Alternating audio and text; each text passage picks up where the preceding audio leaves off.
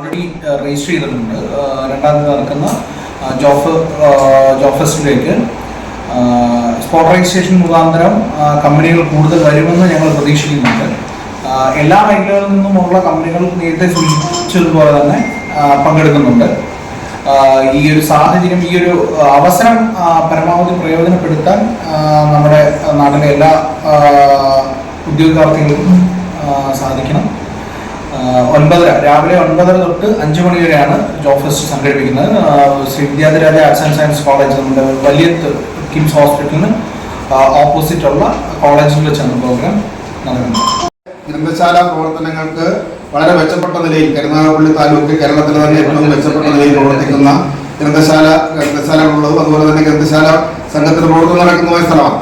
അപ്പോൾ ആ നിലയിൽ ആ പ്രവർത്തനങ്ങൾക്ക് നേതൃത്വം കൊടുക്കുന്നവരെ കൂടി ആദരിക്കുന്നതിന് ഞങ്ങൾ ഈ പരിപാടിയിൽ നിശ്ചയിക്കപ്പെട്ടിട്ടുണ്ട്. അങ്ങനെ പല നിലയിൽ ഒരു വ്യത്യസ്തമായ നിലയിലാണ്, നിരവധി ആളുകൾക്ക് സഹായകരമാകുന്ന നിലയിലാണ് ഈ പ്രവർത്തനങ്ങളാകെ തന്നെ ചിട്ടപ്പെടുത്തിയിട്ടുള്ളത്. ജില്ലയിലാണ് ഏറ്റവും കൂടുതൽ ക്യാമ്പയിൻസ് പോയിട്ടുള്ളത്. ഈ 3 ജില്ലയിൽ നിന്നുള്ള കമ്പനികളാണ് കൂടുതലും വരുന്നത്. പിന്നെ SBI കാർഡ്സ് പോലുള്ള കമ്പനികൾ ഓൾറെഡി പാൻ ഇന്ത്യ ലെവലിലുള്ളതാണ്. SBI കാർഡ്സ് വരുന്നുണ്ട്, HDFC ലൈഫ് വരുന്നുണ്ട്, അങ്ങനെയുള്ള മൈജി ഫ്യൂച്ചർ വരുന്നുണ്ട്, ലുലു ഗ്രൂപ്പ് വരുന്നുണ്ട്, ഹ്യുണ്ടായി, ഓട്ടോമൊബൈൽ ഇൻഡസ്ട്രിയിൽ നിന്ന് ഒട്ടുമിക്ക കമ്പനികളും വരുന്നുണ്ട്. ഏറ്റവും കൂടുതലും വരുന്നത് ആരോഗ്യ മേഖലയും ഓട്ടോമൊബൈൽ ഇൻഡസ്ട്രിയും ആണെന്ന് തോന്നുന്നു. ഏറ്റവും കൂടുതൽ കമ്പനികൾ രജിസ്റ്റർ ചെയ്തിട്ടുള്ളത്. ഒരു വലിയ നമ്പർ ഓഫ് വേക്കൻസീസ് അവർ തന്നെ റിപ്പോർട്ട് ചെയ്യുന്നുണ്ട്.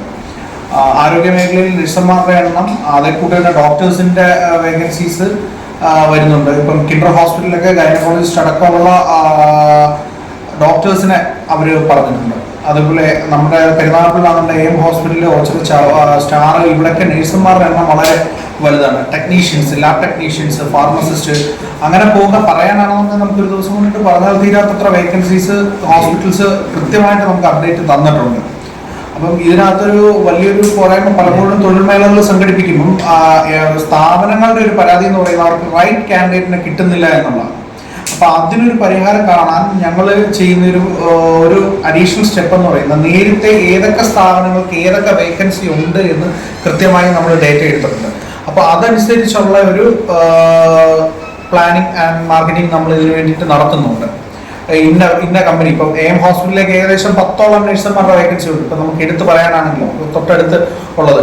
അതുപോലെ തന്നെ എല്ലാ സ്ഥാപനങ്ങളുടെയും ഡേറ്റ ഉണ്ട്. അത് നമ്മൾ വരും ദിവസങ്ങളിൽ പബ്ലിഷ് ചെയ്യുന്നതായിരിക്കും.